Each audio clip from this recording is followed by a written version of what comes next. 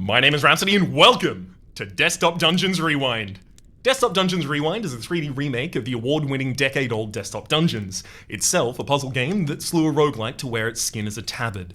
I use the analogy advisedly, by the way, as Desktop Dungeons is set in a quirky and comedic fantasy world. Currently available for 15% off to celebrate release, QCF and Prismatica have sponsored a short series on the channel. Please, no one tell them that I've done a take a peek in the subsequent series on the original, or they might realize that I likely would have ended up doing this for free. That said, this series is sponsored, so please do consider that and treat this as both entertainment and advertisement. And also, if you do purchase the game, please use the link in the description down below to let them know I sent you. Without any further ado, let's rewind. Current kingdom, the Republic? What are you putting me on blast again? Telling people that I already made a kingdom? Yeah, sure. I wanted to quickly have a look on the inside. And I'll tell you what, it looks very familiar, if from an additional dimension. The story begins. Creatures attacked in the night. The caravan was unprepared. Travelers had warned about the unexplored realms, but pride often plays tricks on reason.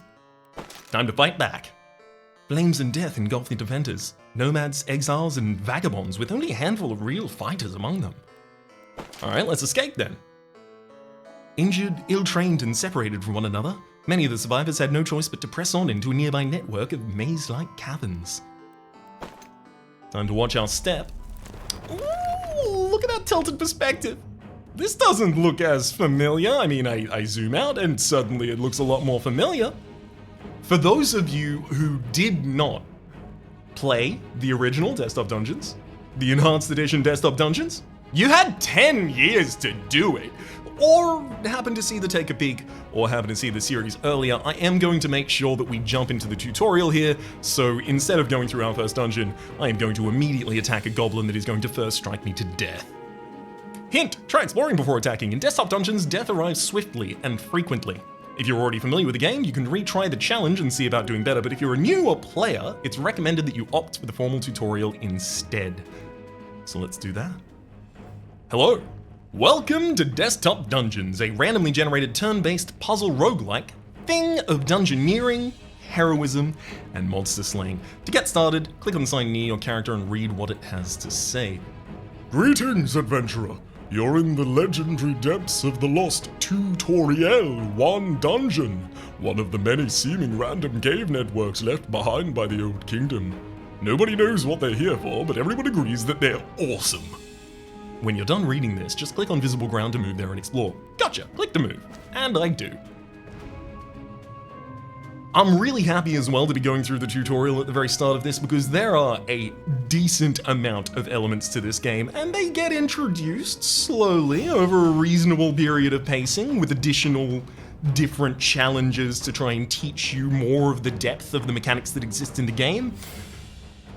But there's no way I was going to be able to stand there and explain all of the mechanics myself. To your right stands a typical Desktop Dungeons monster. You'll find that combat in this game is surprisingly detailed, nuanced, and flexible. 100% true. For now, however, you should just click on the baddie until it dies.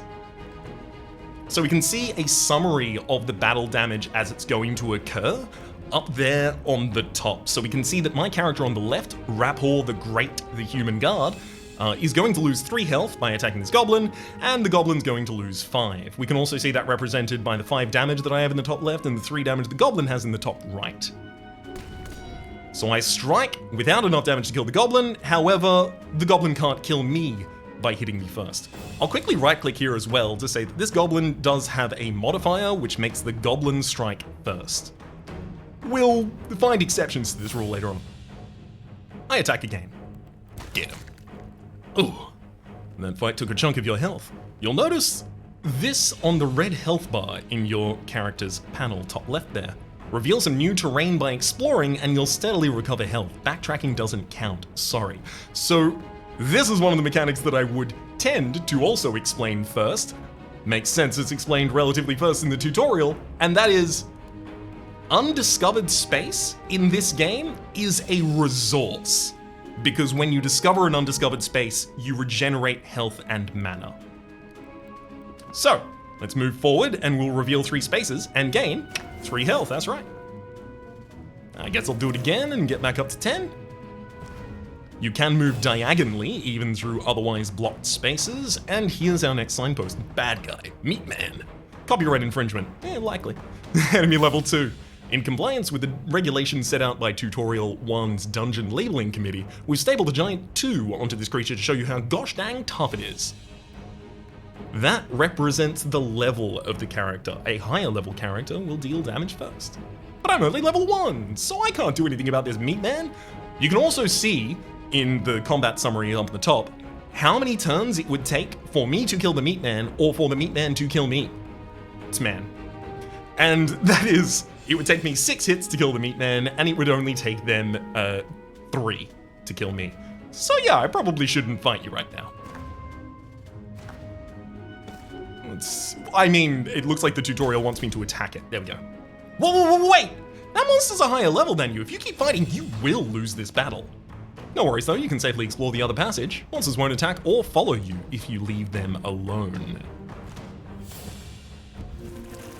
If you happen to have injured any creatures, our state-of-the-art foe regeneration tracker will keep track of their health for you. Be wary though, they heal just as easily as you do. So we can see up here that the 5 damage I did to the Meat Man previously isn't anymore. I didn't anymore. Okay, adventurer, the Tutorial 1 Fair Play Committee has decided to put these enemies in here in interest of your sustained enjoyment and survival. Destroy them at your leisure. How about you? A bandit, just straight up 4 bandits, and the final one is a pacifist magic immune first strike mana burn, which is not going to be relevant. You can find more useful information by right-clicking on a target enemy to manually select it. The side panel will populate itself with the available actions that you can commit, and you'll also be able to view status effects in more detail. So I'll right-click here and we can see that I have the choice to attack. Great! Check the right side of your screen, you'll see buttons to interact with the bandit, and mouse over any status effects they have. Don't worry, they're interesting but harmless right now. Magic immune, immune to magic spells and damage, or attacks rather. First strike, always attacks. All attacks are awarded first strike for them, and attacks burn target mana from mana burn. Of course, I'm going to be attacking first here, so I will... Oh, no, I'm not! But it doesn't matter, because I'm about to level up as soon as I attack them. Let me... Oh, I'm gonna have to use this button this time. I see. We can also see, over here, my green experience and level bar. Looks like it's about to fill out, hey?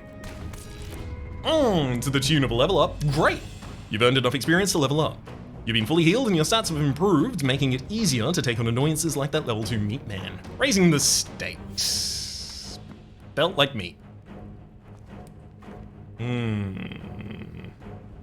So it looks like the Meat Man cannot kill me, but I can kill the Meat Man. I do 10 damage a pop, it has 30 health, takes me 3 hits to kill them.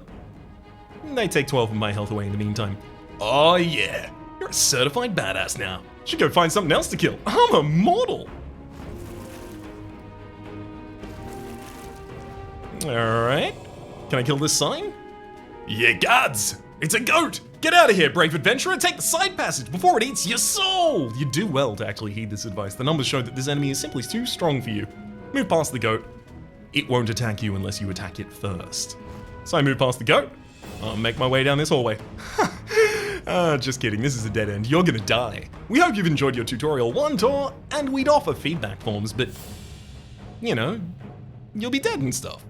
Desktop Dungeons is a hard game. Expect to die a lot until you become more experienced. Attack the goat to accept your defeat. This will complete the first tutorial. It's just a goat. It snickers and I gulp. Yep. It's gonna take us down.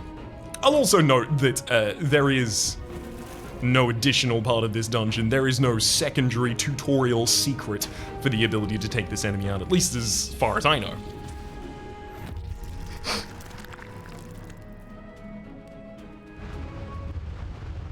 I love that animation. Death. Your adventurer has met an inconveniently early end. We can also see the rest of the map revealed in a much more familiar perspective. Okay. Tutorial complete. Of the people who escaped the initial attack on the camp, many perished in the deadly underground dungeons. Others pressed on, their determination to survive outweighing the odds. The odds of being goats. Let's just launch into tutorial 2 then. A fresh new adventurer inside a fresh new dungeon. This is Bravo de Mighty, the human guard. Here's hoping this brave explorer is more fortunate than the last. Let's get straight to business by attacking the warlocks. No goats, question mark? None yet. Yeah, I can just attack that warlock 2 times, take him out, I'll have 2 health left over. Not too shabby, but it would be great to improve your odds against these foes somehow. Try searching the dungeon for power-ups. Games like this always have them. I bet they're coming. Warning, attack power-ups ahead. Only use in cases of extreme emergency and or damage dissatisfaction. Well, I consider damage dissatisfaction to be an extreme emergency as well, so I'm so justified. When you walk over an attack power-up, it permanently increases your damage by 10%. If you're lucky enough to find one, grab it as soon as possible. Alright, let's take this warlock out. Similar to the previous one, we haven't leveled up in the meantime, we've only gotten more damage, but now I have the ability to kill him in a single strike. You become decidedly more effective in combat. Note how it only took you a single strike to fell that opponent, as opposed to 2. Standard adventure constitution boosters, for heroes who want to be more constituent. Is this more health? Health power-ups operate in the same way attack power-ups do. They increase your maximum health instead of your damage. Note, they won't actually heal you, so don't just leave them lying around. Heals constituent. A goo blob has physical resist of 50, however I still have the ability to just murder you. If you haven't done so already, take a look at the top right area for the enemy. It offers a lot of valuable information, including their stats and combat strike predictions. You'll end up looking here a lot more when you become familiar with the game systems. That one had physical resist of 50%, which is why we could not. Arcane amplifiers, useful for spellcasting and alliterative endeavors. If only alliteration actually accomplished absolutely anything at all. I bet this is mana though. And it is. Mana power-ups increase your maximum mana by 1. This is particularly valuable because mana doesn't increase with character level. We'll be covering spellcasting and mana use a wee bit later. Oh, for the love of Torog, another goat? No, this is rubbish. You need to find another way out of the dungeon, ignore the goat, and explore the side passage. Now this is more like it. You've just discovered a dungeon exit. Retiring early isn't the most glorious way to end a session, but sometimes it's your only choice. Unless you count impaled by a killer goat as a viable option. I escape. Congratulations on your dungeon survival. I was also in that dreadful caravan attack, but managed to avoid harm by being hidden in my obscure documents closet. Your experiences have made one thing clear to the rest of the survivors. If there is to be any hope for us, we need to band together in a base of operations. We need a kingdom. With you in charge, ambitious, or with me in charge, naturally. I've been through this before, buddy. To make this anything more than a lowly adventurer's band's dream, you'll need to secure funds for our development. Your survival and experience have inspired hope in the members of this camp, and they voted to put you in charge. It's time to gather the rabble and loot some dungeons. Delegated looting, I like it. As our newly elected kingdom administrator, I think you could do with a little help from a professional advice monger as myself. Why don't I help you along with the whole securing our immediate future thing? How selfless. Finger crossbows. Of course. They hadn't invented finger guns yet, you see. Are you ready to just send someone on the next adventure? Just select a dungeon and we'll get to filling out your hero's permit form. Great! Just confirm your selection here. It's a legal requirement of the selection confirmation committee. Now, let's go about recruiting your next dungeon hero. You'll need to select 2 things, kin and class. For now, just choose human because no one else is around yet. Humans get a 10% attack bonus for every 100 conversion points. We'll go through conversion points in a moment. An excellent and wise decision. Non-decision, rather, mighty administrator. Now select the guard. Guards have no special abilities. Your new hero has been bureaucratically cleared. Have them sally forth by hitting the play button. Rapier Finger Snack. The human guard. Welcome, hero, to the legendary dungeon of hidden treasures. While exploring, why not help yourself to a complimentary glyph of fiery doom? I don't mind if I do. Congratulations, you found your first spell glyph. These ancient and potent artifacts allow you to channel your magical essence into a variety of tasks, in this case, clicking on things and making them go boom. Click on the pickup button that's appeared on the side panel, and the glyph will move to your inventory. You can also press spacebar on the keyboard. I'm going to do the spacebar. There we go. It's time to put those newly discovered magical skills to a test. Click on the spell glyph in your inventory and then click on the target. Not only does it make a satisfying explosion, but casting spells won't let enemies retaliate. Important. Click glyph, click target, and gotcha. Obviously here in the tutorial we're seeing dungeons that are very specifically set up for the way that we will traverse through them, but you'll also see the amount of different choices to how you would progress through a randomly generated dungeon that are provided by things such as mana management, health management, regeneration, and the ability to, as we're about to talk about, convert. For the moment though, I'm just going to blow up that goo blob with a spell. The spell is called Burn Day Raz. And that's, I'm certain, how it's pronounced exclusively. It deals 4 damage, and it burns your enemies for 4 damage of 4 points rather of magical damage per character level, and slows their regeneration. Costs 6 mana to do, and we have a total of 10. When you're running out of mana, explore the dungeons to regenerate. It works similarly to health regeneration. Explore to regenerate. Got it. So I need to move at least 1 more space before I have the ability to actually even throw fire at the goo blob. The goo blob is also physically immune, so it's the only thing I can do. Passage not open to standard tour. Please do not enter, particularly if you're the type who would readily steal lots and lots of gold. A welcomed tour. Crispy. As you level up, your spell damage will increase. So I mentioned previously that it was 4 times our level. It'll obviously now deal 8 damage. It usually won't hit as hard as your regular attack, but the fact that enemies can't hit you back is a major plus. Great! Comma. Balls of fire! The comma is very important there. You won't catch me quoting things.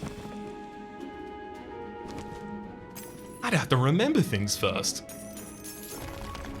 Uh-oh. It sounds like the treasure room was a trap. You hear something big and heavy sliding into place from the dungeon above. That's worrying. I came down here and got a wee bit of money, and now when I go back upstairs... One of the walls has moved, and now there's a level 2 enemy that I have to fight. This creature is blocking your exit and seems to be immune to magic. Your spell glyph won't be of much use here, so why not convert it? Conversion is a neat way to recycle any unwanted glyph items. Sorry, inventory items rather. Click and hold your mouse button to drag the glyph over to the conversion icon in the bottom corner of the screen. So we can see here the glyph, and then if I drag it to the conversion, we can see that it is adding 100 to the conversion. And as we saw before, humans get a damage bonus when they convert. Great stuff! Doing this to items fills up your conversion bar. Once full, your character gains a stat boost. 1 glyph is usually enough to fill up the bar. In this case, converting should have given you enough extra attack power to deal with the golem. Defeat it and leave the dungeon with your hard-won cash.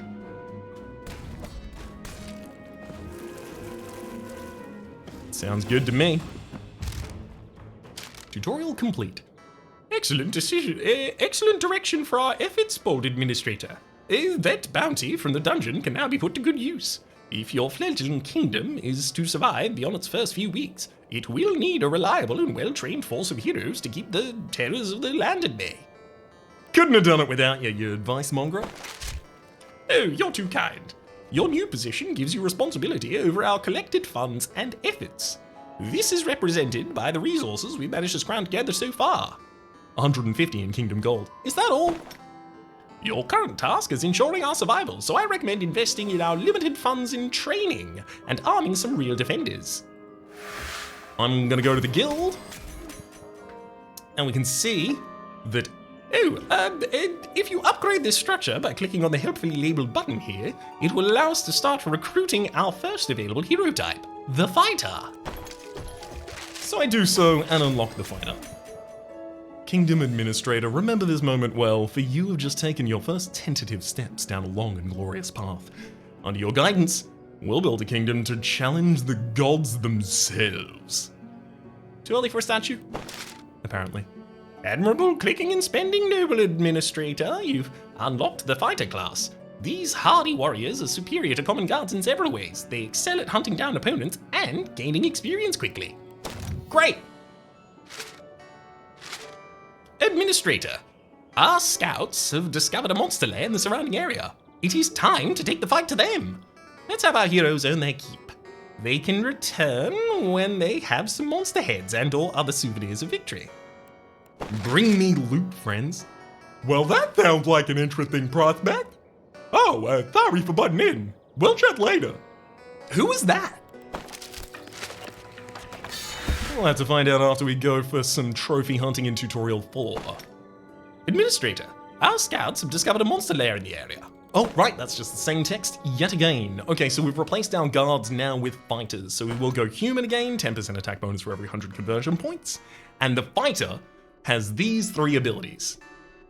Instincts can sense enemies further away in the fog of war. Veteran gains experience when attacked by higher level enemies, and less experience is needed per level rather. And then Pit Dog.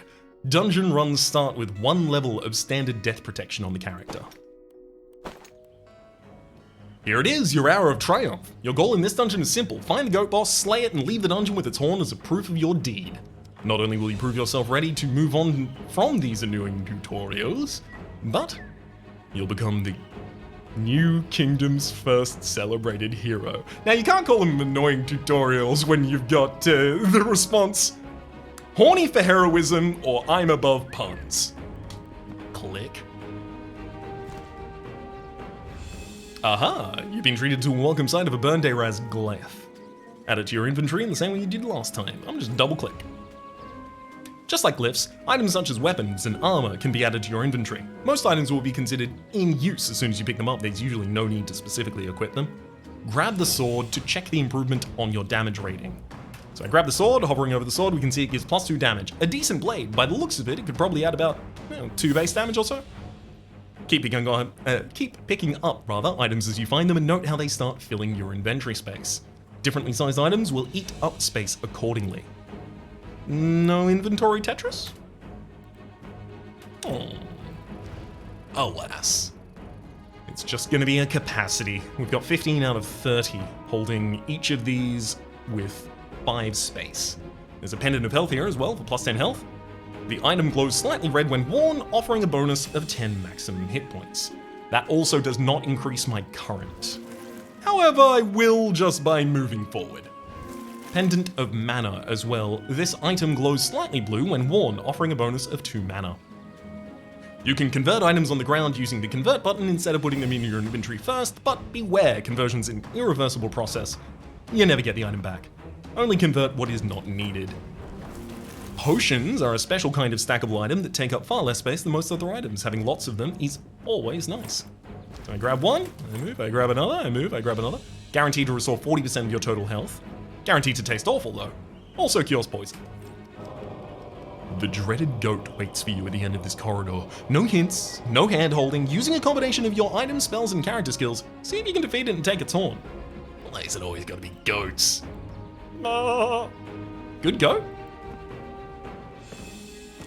Noting that I have 12 mana, and also all of the tiles that we can access are already discovered here, I also see that Burn Day Raz only costs 6 mana per cast, so I can cast Burn Day Raz 2 times, and then I'm gonna convert it, because there's no ability for me to get the mana to use this ever again. So I might as well get the 10% attack damage bonus. Heck, I could even try and convert the Pendant of Mana. However, the Pendant of Mana gives 35 conversion, which is not, importantly, 100. I'd have to convert 3 things that have 35 in order to really get over the hump here. So I strike the enemy. I strike the enemy.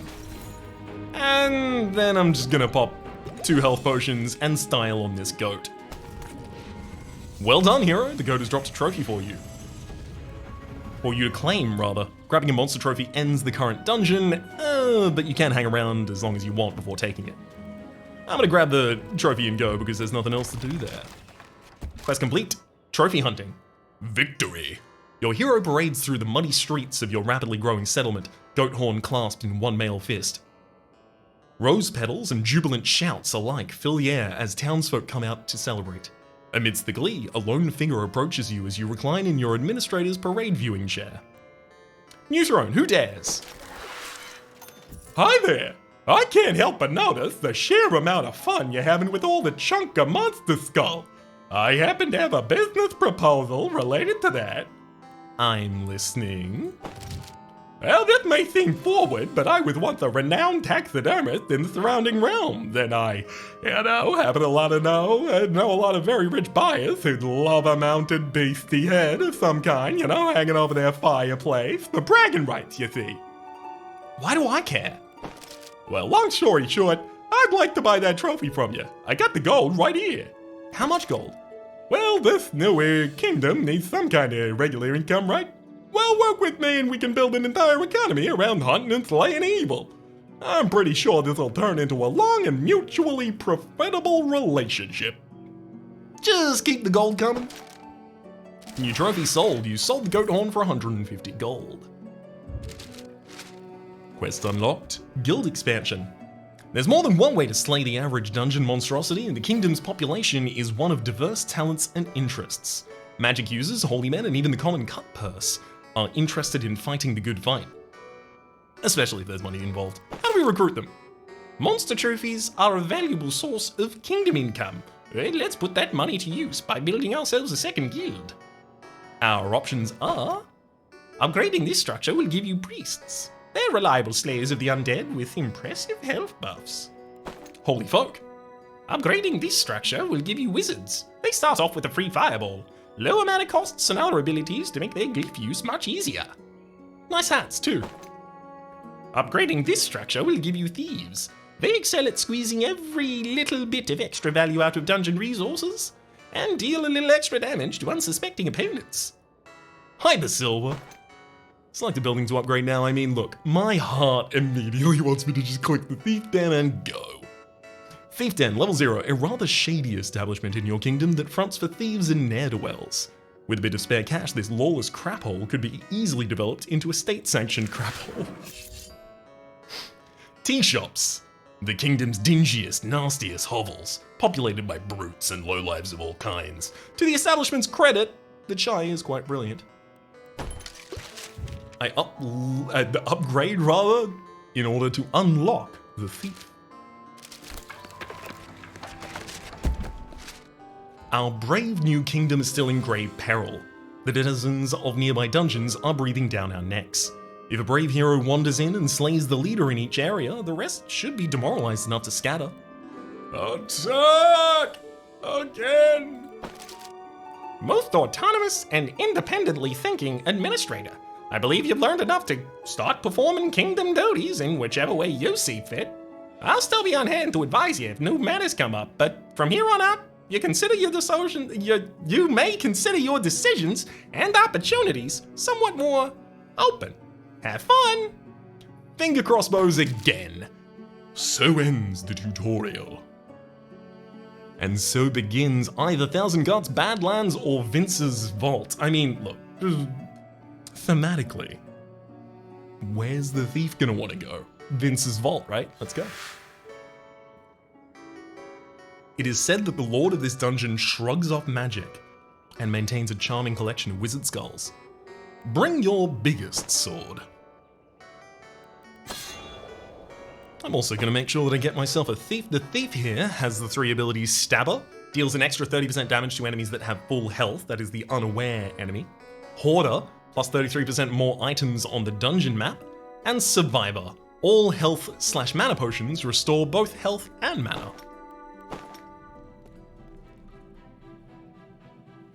Alright. This is looking more randomly I mean, I can get myself some damage immediately. Let's just move one space over and see what they want to tell me about this. You're playing as a human thief. Humans get the 10% attack bonus for every 100 conversion points, and this class has the following abilities, the ones that I've seen. So there's a 10% damage bonus, there's also... I don't want to move to spaces unless I have health to regain by moving there. That's part of the way that I intend to manage, the regeneration as a resource as best as I can. Let's strike that goblin. And I can kill this zombie as well. Leaves me on 1 health, but it's a great time to explore. I go get some damage, I go get some more mana, I go get some more damage. Nice. There's also glyphs down here that I may as well pick up. Wait, what?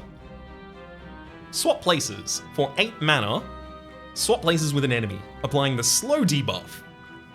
The slow debuff says no blink, retreat, or retaliation, and strikes second and gives bonus XP. I need to have one of these. I would love to be able to do that. In fact, let's see if I can already do some tricksy stuff. Because you know, I'm level 1. And I'm mostly fighting enemies that are at my own level, but what if I got a little gutsy about it? What if I got a bit bold and tried to fight an enemy higher level than me? Well, in this instance, it doesn't look like it would work. I need more damage. However, we can see in the combat summary that if I did kill this enemy, I'm not getting just 2 experience from it, I'm getting 4. Because I'm a lower level than them, it's worth more. Let me go get some money. I mean, there is this goblin here that I should slay in order to get some healing while I explore. That looks like that's probably going to terminate. I don't need 2 copies of Wait What, that's never gonna be worth my while, so I will convert this one, gaining 10% extra damage. Well, still not enough to kill that meat man.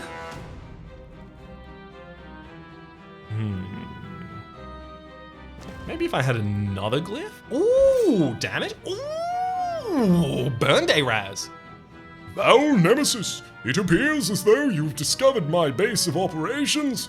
I cannot suffer your presence or allow you to live. Regards, Sir Digby the Goat, who is totally a boss character. Sir, this is a Denny's, or so I can stay if I'm dead? You can only stay if you're dead. Yeah, there's no way I'm able to kill Digby on level 1 right here. Oh, I didn't even pick up Burn Day Raz. I do need to pick up Burn Day Raz. So with 12 mana, I don't have the ability to...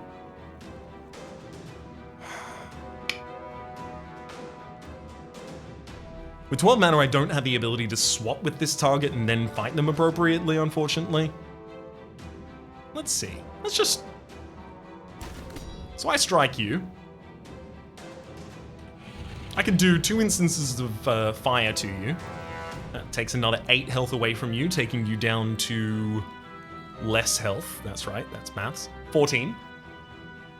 Then if I struck you, 7. And then if I swapped with you, unfortunately, you would have healed by that point. I'm going to throw 2 copies of Burn Day Raz against the Meat Man. And if I right click on the Meat Man, we can see that this says takes additional magic damage when attacked. So even though I've regenerated a bit, and so is the enemy, our chance to beat them has gotten better. If I strike you once, and then twice, and then throw a fireball against you, I can demonstrate how a lower level character can beat a higher one. And how it's so worthwhile for experience. Thank you, Muchly. Oh, I can even kill the Warlock in a single strike here. May as well, so I don't waste any recovery here. Let's also move up and find the Lemisi Farsight. Uncovers 3 random dungeon tiles with the normal regeneration benefits. It seeks nearby enemies. I will pick this up. Ooh, zombie, undead. Interesting, interesting. So, undead means it is physically undead, cannot be poisoned, and it has no blood. It will not leave a blood pool. That will be relevant for some other characters, maybe not necessarily us though. I mean, I do want the damage, but like, I burn you, then I move up. I really like the idea of trying to kill this zombie in at a good enough speed. Nice. Power-ups like this only improve maximum stats and have a few short-term benefits. So I'll just pick that up immediately. It doesn't give any additional regeneration. Throw another burning out on the zombie.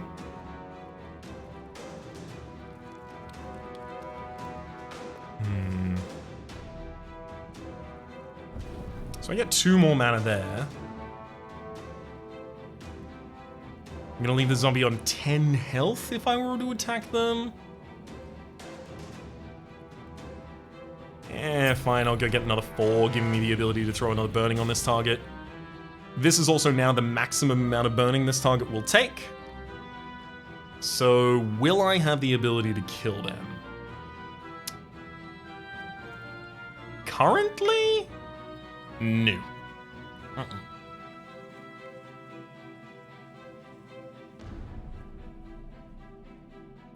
Leaves them on 6 health.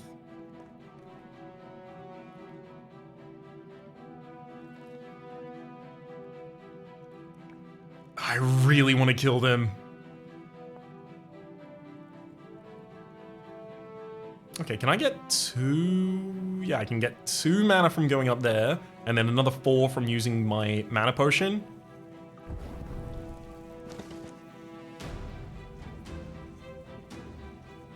But that's not going to give me the ability to kill even. I'll deal 8 damage with my Burn Day Raz, and that's just not going to be enough.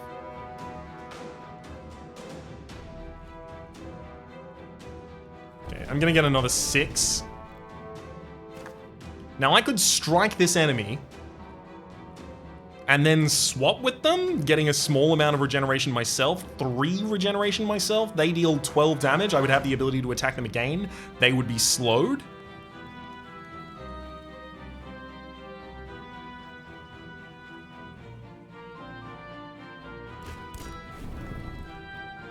Let's have a look at this. I'm gonna swap with you.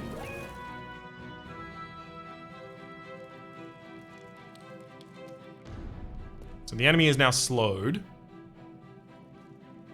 Means I can strike you first and then you hit back. Now the enemy has 11 health. I need to slow them 1 more time in order to be able to kill them now, but I can't do that.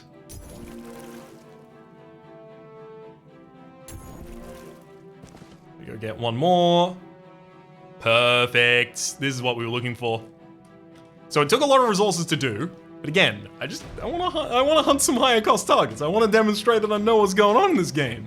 I attack the zombie, and now we can see that the zombie will kill me if I attack it because it'll attack first. But if I swap with it with the wait what, it now has the slow modifier. Slowed means it has slowed attack and cannot move, and also because of that, I'm going to attack first and murder you, gaining myself 6 mana. 6 experience. So with as few creatures as possible, I've already got myself quite powerful, rather than going up and trying to hunt all of those. There's a Lemmy here as well, which I do not need, I convert. I could have done that way earlier, and it would have made everything easier. Oops. It'll happen. So Digby's not looking so far out of our range anymore. Okay, if I strike there and then wait what to swap this zombie, it will not heal enough to evade dying afterwards. We'll also see that that zombie, while being on level 3, it looks like they gave me 4 experience, which I'm assuming is going to be the extra experience given by wait what. I can grab 2 more mana here. Love it. Let's move 1 space over to read this. Dungeon Hint Writers Guild Memo number 1. When fighting monsters, pay attention to yours and their health. Whoever runs out first dies. No red, you're dead.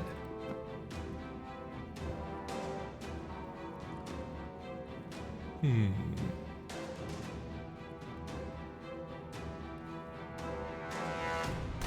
gonna strike this level 4 character. And then I'm gonna throw a fire at them. And then with my extra 2 max mana, I'm going to swap with this enemy. Slowing them. And because they are slowed, I attack first. I'm gonna get myself, 7 experience out of this. I love value. Let's go downstairs. Oh, it's one of these. Okay, so there's treasure on all sides here. I'm gonna use Let Me See so that I can see... Wait. Seeks nearby enemy. Those aren't enemies. That is though. Hey. I'm gonna use the wait what to swap with the meat man. And then I'm just gonna go around looting all this. You see, here's a dungeon that gives you the ability to find distant enemies in the fog of war and swap places with them. If you don't have both of those, you're not finding all this extra treasure. Neat. I'm also gonna wait my way back out, and can I burn you from here? Nope, gotta burn you from next to you. That makes sense. I grab a wee bit more money and leave.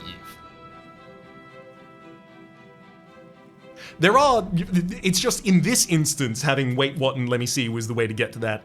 There are also additional other spells like, destroy wall, for instance. That will help us in similar situations. I do kind of want to get to level 5 before I attack good old Digby. Sir Digby. That said, I could just start giving you burning. There's no reason for me to be wasting the mana regeneration that I'm otherwise getting while I'm moving through these spaces. And this is a large amount of the Desktop Dungeons experience. It is trying to find the most efficient way to manage your resources to the ends that you are looking for. So here, if I'm otherwise just gonna be gaining mana that is gonna be wasted, I might as well use it to set up some burning. I go grab all of the potions that don't require me discovering new space.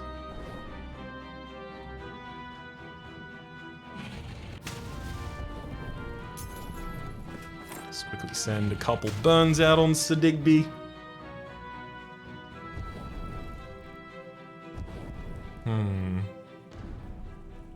Now, I don't recall entirely, but I think if I attack another target, I'll lose the burning buff on Digby. I'm gonna try this out by burning Digby and then striking... this one. Yep. So Digby no longer has any burn buffs on them. We'll probably be told that more exclusively and specifically later. But usually, that helps really constrain your option set as you're not dealing with, okay, I've got 1 burn on this enemy, 2 burn on this enemy, I discover another 1 burn on this enemy now. Ooh, another burn day Raz. I'll convert that for some damage, thank you. We're up to dealing 25. Realistically, I can get extra mana by swapping a unit and then killing it as well. So I'll do that. Let me see, I'll convert that as well, because I have let me see. Ooh, I can just murder this warlock immediately, nice. 2 attacks against the meat man will do the same.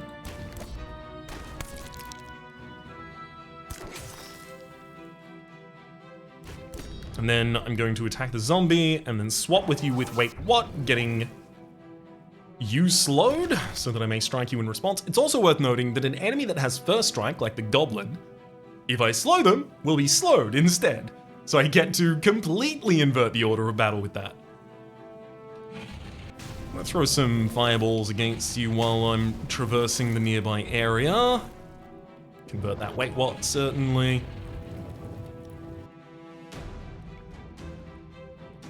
Oh, I can just go strike that goblin right now. So I do so. Dungeon Hint Writers Guild Memo number 2. Casting Fireball means a free attack, use it as often as possible, even if you're a fighter. They don't hit back? Nope, they can't. I swap this enemy and then I kill them in order to level up. Boom, we're level 5. I mean, I could go and kill Sir Digby now.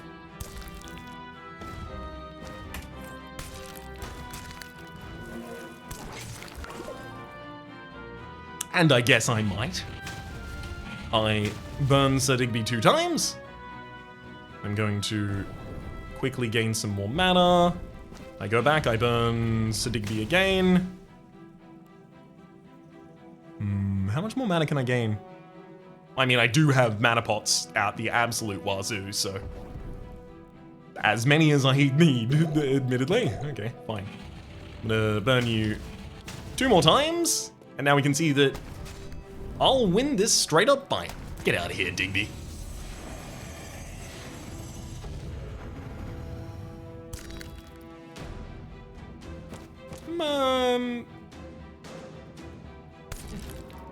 Just gonna clear some units off the field, go find myself some more mana. I'm gonna use a let me see to see if I can actually even find new enemies or anything else on the field that would be worth a dang. It doesn't seem so. Yeah, no, it's just discovering blank spaces. Neat. I'm gonna grab this goat horn and go. Torn. Connor, victorious in 1,000 cuts as a human thief. As preparations, we had an adventuring kit. We can see the event log here, which is I started on level 1, I picked up a health potion and a mana potion, I fought and killed a goblin, then a zombie, I used Wait What on one of the goblins, I got Burn Day, or I acquired Wait What, sorry. I killed another goblin, I acquired Burn Day Raz, and then I spent all of my time killing a level 2, which immediately rocketed me to level 2. So this is also a pattern I tend to like to follow, which is leveling up by killing an enemy that is the level that you will ultimately become. It's just eking out extra efficiency from the experience you can get per dungeon. We've earned 52 gold. Oh, for carrying out health potions and mana potions, I get more gold. That's worth knowing. And we can see the goat horn was sold for 150. Sold that goat horn. Ooh, with that goat horn now sold, I have the ability to upgrade either the church or the mage tower. But I think I'm gonna do that in the next episode. Until then, my name is Rhapsody. The name of the game has been Desktop Dungeons Rewind. Let me hit this familiar button here and say that on the top left is my series playlist for all content on this game, present and future. Down in the description below, you can find a link to purchase the game for yourself. I will also mention the original game, which I have an original series on, is linked down below and also free on Steam at the moment. That'll also be linked down there. Hopefully you've been enjoying yourselves and hopefully we'll see you next time.